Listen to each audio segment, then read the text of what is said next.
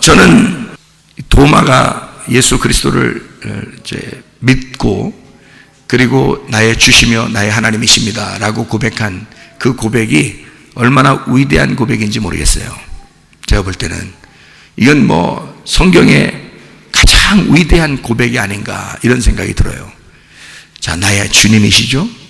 나의 하나님이십니다. 그러면 우리는 뭐가 되는 거예요? 그분이 나의 주인이니까 나는 그분의 말을, 당신의 말을 내가 따르겠습니다. 이렇게 되는 거죠. 우리 생각이 있습니까? 말씀이 그러하면 말씀을 따르겠습니다. 이러는 거죠. 그죠? 말씀이 주인이 되는 거죠. 여러분, 내가 주인이 아니라 말씀이 주인 되게 하겠습니다. 그런 말이죠. 나의 하나님이십니다. 하나님은 뭐 나를 창조하신 분이니까 나는 당신의 피조물이에요. 당신이 하고 싶은 대로 하세요. 당신이 살리시면 살리는 거고 나를 죽이시면 죽는 겁니다. 이렇게 맡기는 그 도마의 고백이 우리들의 그 믿음의 고백이 돼야 되지 않겠다 이런 생각이 듭니다. 그런 믿음으로 살아가는 우리 모두가 되셔야 합니다. 예수님이 이 땅에 오셨을 때는 말씀이 육체를 입고 오셨다 그럽니다. 그게 요한복음 1장 14절이에요. 말씀이 육체를 입고 오셨다, 그런 말씀을 하고 있죠. 그러면은 예수님이 어떤 분이시라고 나와요? 요한복음 1장 1절에는 예수님 어떤 분이에요? 태초에 말씀이 계시니라. 이 말씀이 하나님을 향하여 하나님과 함께 있었는데 이 말씀이 곧 하나님이시니라. 이렇게. 자, 그럼 보세요. 태초에, 이게 아르케라는 단어인데요. 아르케, 태초 아르케라는 말이 근본이라는 말이고요, 시작이라는 말입니다. 시작, 근본, 시작. 그러면 이 땅에 시작하신 분이 누굴까요? 하나님이십니다. 아니, 시작도 언제 시작되는지 몰라. 우리가 그냥 시작이야, 그게 하나님이야. 끝도 하나님이야. 그럼 우리는 시작부터 끝에까지 그 안에 있어. 그러면 우리는 어디 안에 있는 거예요? 하나님 안에 있는 거지. 우리는 지금 하나님 안에 살아가고 있어요. 그걸 우리는 깨달은 거고, 그걸 모르는 사람들은 그 사실을 모르는 것 뿐이죠. 그러면 시작부터 끝에, 그러면 그 시작이 누구라고? 하나님이라고. 태초에라는 아르케라는 단어가 시작이거든요. 근본이라는 시작이에요. 창세기 1장 1절에 첫 번째 글자가 뭐라겠어요? 첫 번째 글자가?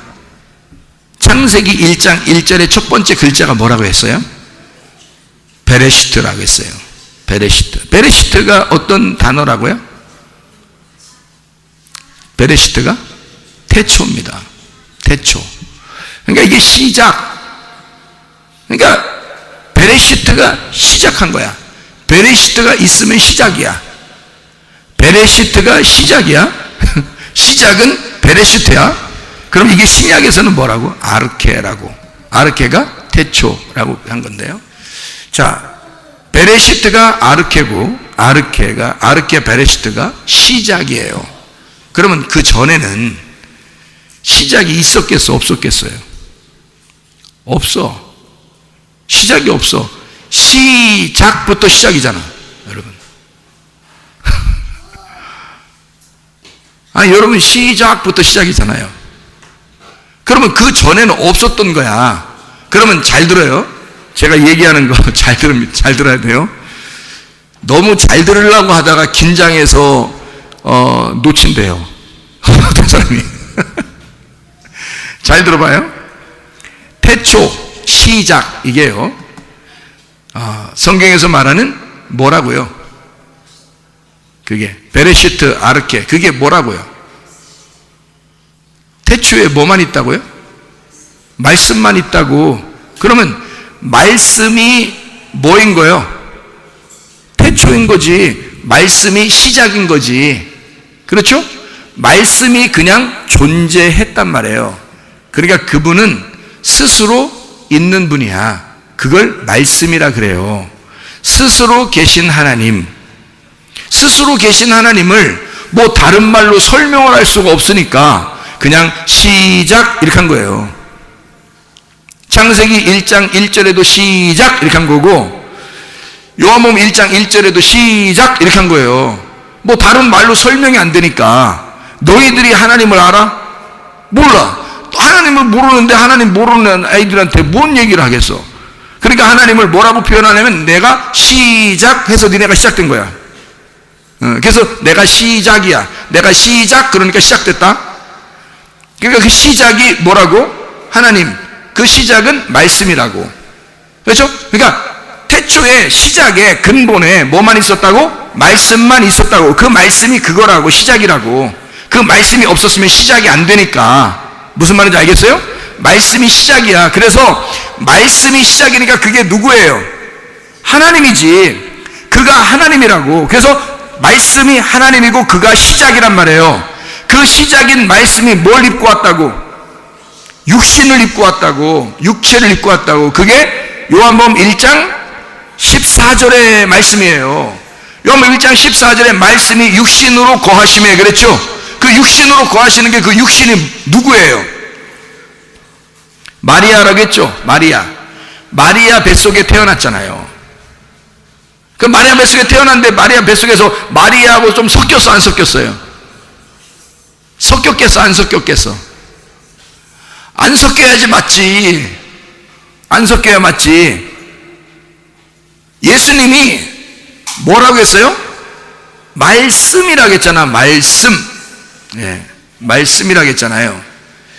그러면은 한번 제가 생각을 해볼게요, 여러분. 밭이 이렇게 있거든요. 씨를 심었어. 씨를 심었거든요. 그러면 밭하고 씨하고 섞여. 응? 섞여. 그래요? 잘 들으라겠죠? 밭에 씨가 심겨졌는데 그 씨가 밭하고 이렇게 둘이 결혼하고 이렇게 둘이 이렇게 섞여요? 예? 안 섞이죠? 그냥 밭이 있는데 씨가 들어가서 거기서 씨가 혼자 터져, 그죠? 혼자 터져, 의도 터져. 혼자 거기서 터져가지고 어떻게 돼?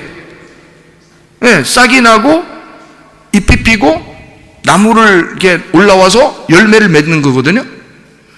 밭이 올라왔어요? 밭이 올라온 게 아니죠. 그러면 이게 똑같은 원리가 예수님에게 적용된 거예요. 예수님에게. 그러면 마리아 뱃속에, 마리아는 지금 육체거든요. 그러면 육체 안에 예수님, 하나님의 씨가 들어갔어요. 그러면 이 밭에 있는 어떤 거하고 이 씨가 섞일 필요가 있어요, 없어요? 섞이지 않아도 자라날 수 있다는 얘기입니다. 그렇죠? 이 씨 자체가, 지금 이 씨 자체가 남성과 여성을 합한 이 씨 자체가 하나님의 말씀, 그러니까 말씀 안에는 남성과 여성이 다 있을 거 아닙니까? 여기 안에. 인간을 남자도 창조하고 여자도 창조하고, 식물도 남성을 창조하고 여성을 창조하고, 동물도 여성을 창조하고 남성을 창조한, 이게 다 말씀이잖아요. 말씀 자체가 이게 다 들어있는 거잖아. 그러니까 인간 예수를 하나님의 말씀이 그대로 창조해버릴 수가 있어요, 없어요? 있죠. 예수를 그대로 씨앗을, 완전한 인간으로 그 속에서 씨앗을 만들어낼 수가 있습니다. 그거를 엄마 뱃속에 그냥 집어넣은 거야. 여기다가 집어넣어서, 이게 이해가 안 되니까 사람들이 무슨 생각을 하냐면, 분명히 예수님은 마리아하고 섞였다 이렇게 얘기해요. 마리아 50%, 뭐 하나님 50%. 그래서 하나님이 씨를 집어넣어서 마리아 거하고 50% 섞여서, 그러니까 인간처럼 생각을 하는 거지. 인간처럼 생각해서 그 하나님의 그 창조를 인간처럼 생각해서 어떻게 이게 완전히 들어가서 완전히 이 예수님이 나올 수 있었느냐? 그럴 수 없다. 사람처럼 이게 섞였을 거다, 마리아하고. 그래서 반은 마리아 거가 들어갔다, 이 안에. 이렇게 얘기하는 사람도 있어요. 그래야 이게 인간이 이게 그 염색체가 분열하면서 이게 점점 이게 유전자, 염색체, 이게 세포가 분열하면서 이렇게 사람이 되잖아요. 이런 것처럼 그렇게 되어서 예수님이 나왔을 때 인간하고 섞여서 이렇게 나왔다. 이래서 사람들은 뭐라고 생각하냐면 말씀이 육체로 임하셨다. 그렇게 생각한다고. 그게 맞아요, 틀려요? 저는 안 맞다고 생각해요, 그 말이. 그 말이 왜 안 맞냐면 하나님이 말씀이시고 말씀 자체가 남자 여자를 다 만들어낼 수 있는데 뭔 그 능력이 없어서 마리아하고 섞어서 나와야 돼. 꼭 이상하잖아요. 그러니까 예수님이 하나님의 아들로 직접 다 완성된 씨앗이 들어가는 거예요. 그래서 완성된 씨앗이 들어가서 거기에서 세포 분열을 하면서 점점점 커져가지고 10달 만에 나오면 되는 거거든요. 그러면 말씀이 육체로 임하셨다는 말은 누구 안에 들어갔다고? 마리아 안에 들어가셨다고.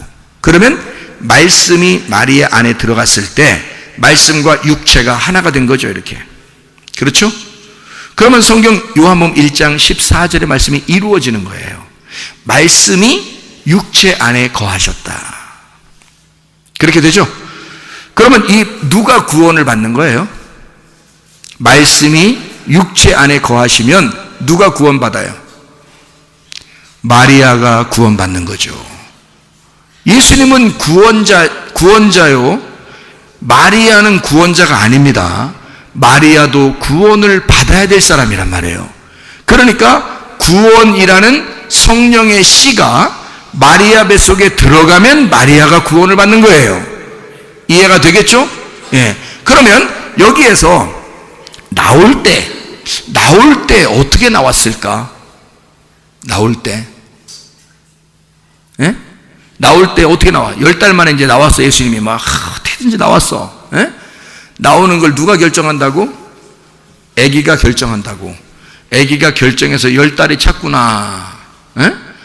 말씀이 완성이 됐구나. 네 뱃속에서 말씀이 완성이 됐구나. 내가 이제 나간다. 그러면 이 배를 걷어차고 나온단 말이에요. 그죠? 그러면 예수님은 이제 그 뱃속에서 어떻게 한 거야? 나오면서 어떻게 된 거야? 나오면서 부활한 거지. 뱃속에 무덤 안에 있다가 부활한 거잖아, 나오면서. 그렇죠? 그러면 이제 마리아는 어떻게 된 거예요, 이제 그러면? 마리아는 부활하신 예수님을 잉태했잖아. 그러면 마리아는 자기의 아이가 잉태돼서 이젠 아이를 볼 때마다 누가 보여? 자기 아이를 볼 때마다 누가 보여? 자기 남편이 보여. 거기다 또 요셉 보인다고 또 하지 말고 예수님이 누구 아들이라고요?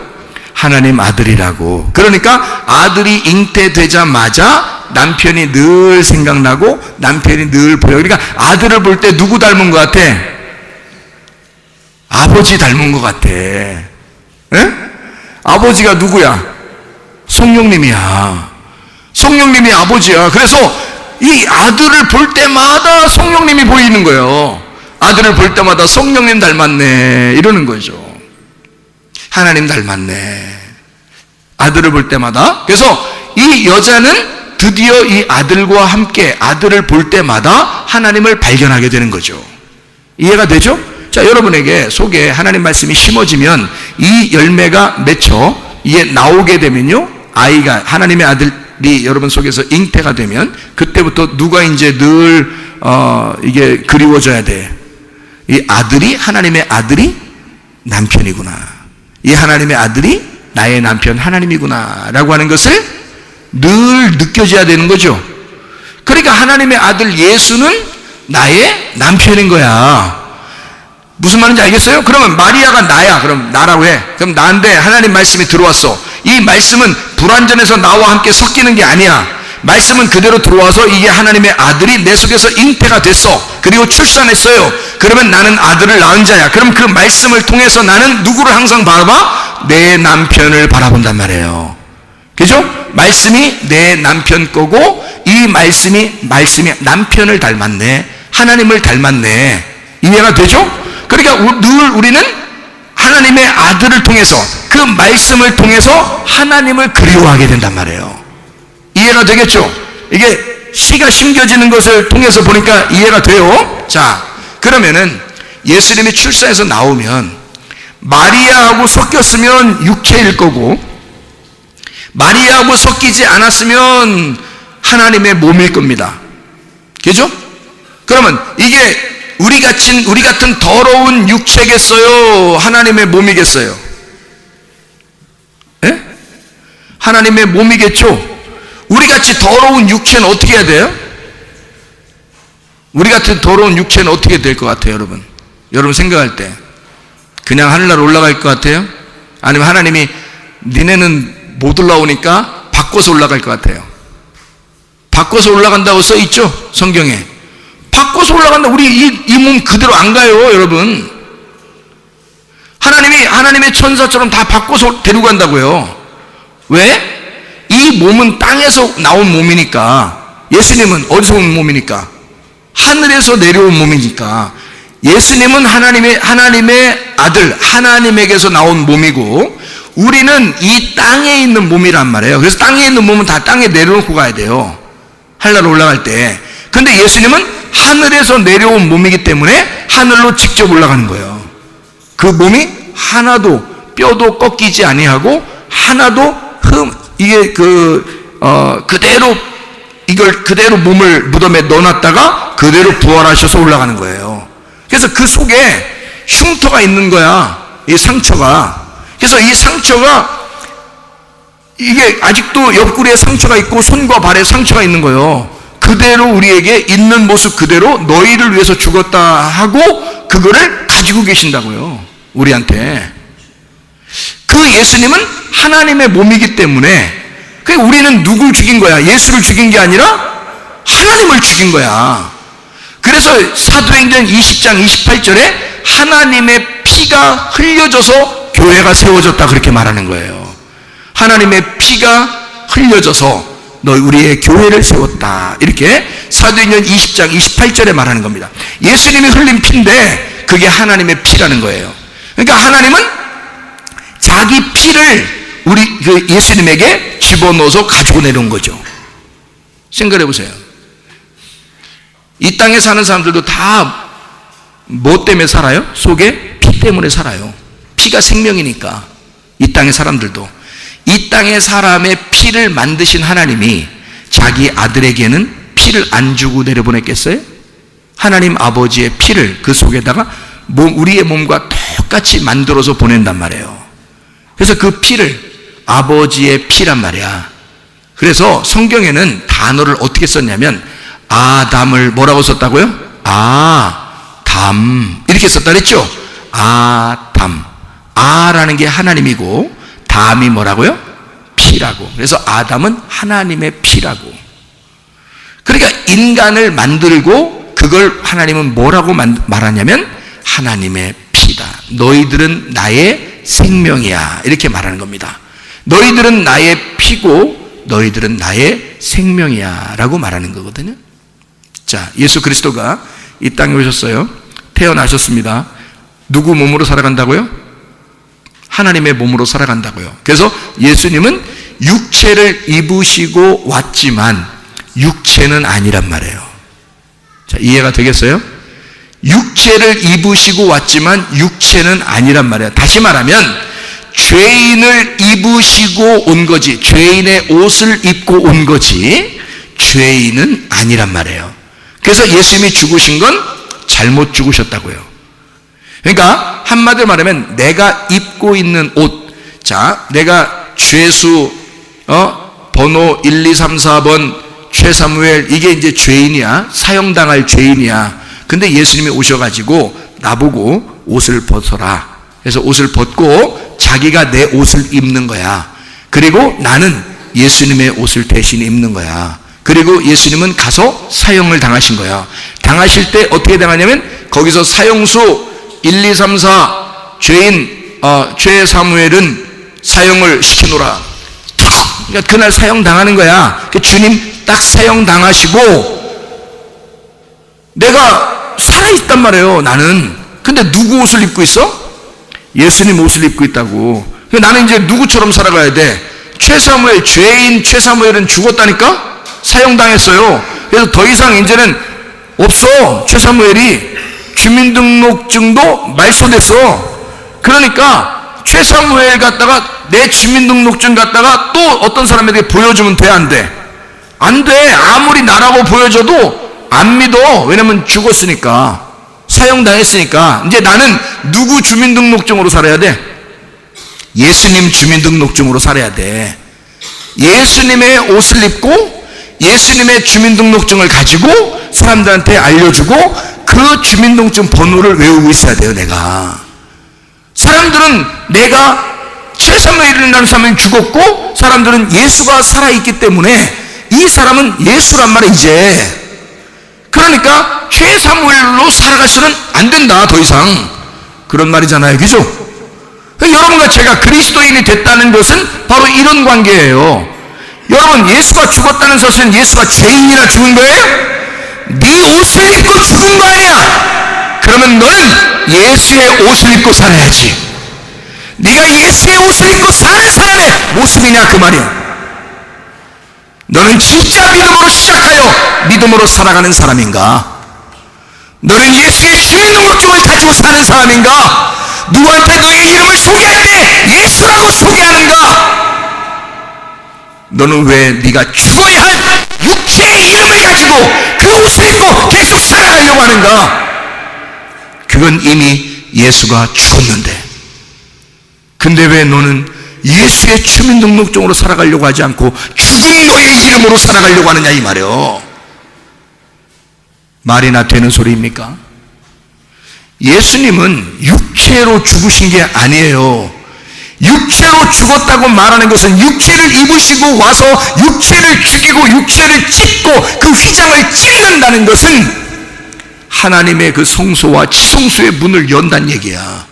자기가 하나님과의 어떤 관문, 그 천국에 가는 그 문을 열겠다는 얘기야. 자기 몸을 찢어서 열겠다는 얘기야. 근데 그 열을 때 너라는 육체, 너라는 죄인은 죽어야 하는 것이고 그리스도의 몸이 나를 대신하여 죽은 것이니 내가 죄인으로서 죽는 것보다도 그분은 의인으로서 죽으셨으니 나의 값보다 내 죄값보다 훨씬 더 비싼 값을 지었다 그 말이요. 내가 죄인으로 죽는 건 1,000원이라면 그가 의인으로서 죽으신 건 1,200원이나 된다 그 말입니다.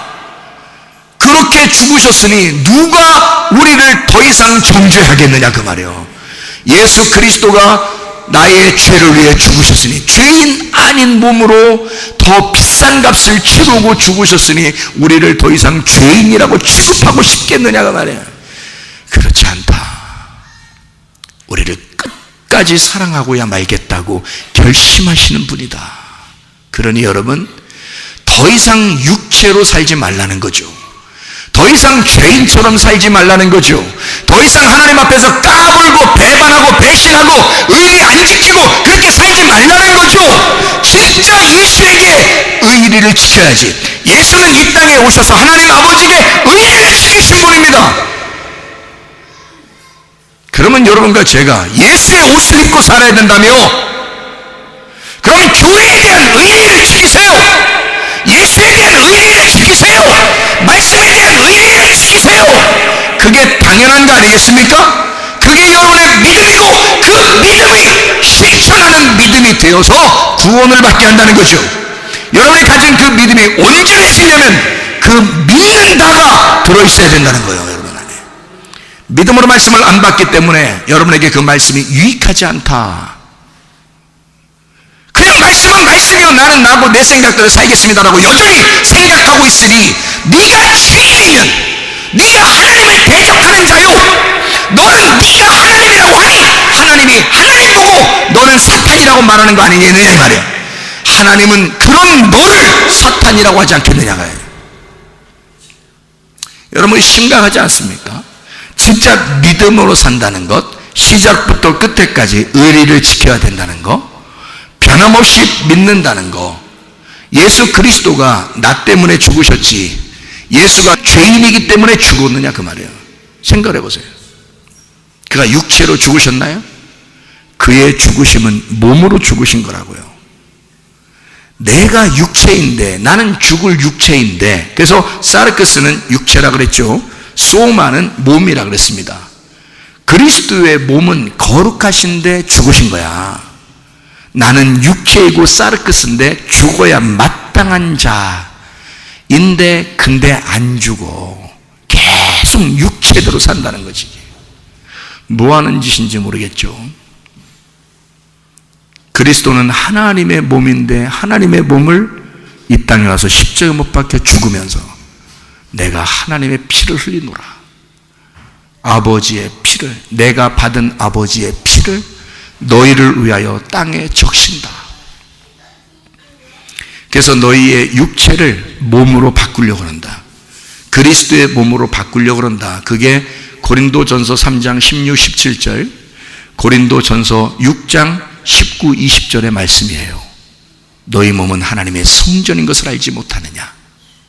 네가 이 육체대로 살면서 몸을 더럽히게 되면, 그 성전을 더럽히면 하나님이 그를 멸망시킬 것이다. 너희를 값으로 산 것이 되었으니 이제 너희는 너희의 것이 아니다. 너희의 몸으로 하나님께 영광을 돌려라. 그랬습니다. 더 이상 네 이름으로 살지 말고 나를 위해 죽으신 예수 그리스도의 주민등록증을 가지고 살아라는 거지. 여러분, 구원 받으셔야 합니다.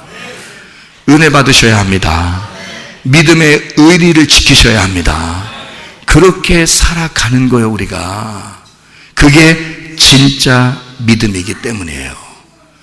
요한복음 2장을 한번 볼까요? 요한복음 2장 21절의 말씀에 보면 이렇게 되어 있습니다. 요한복음 2장 21절에 이런 말씀이 있어요.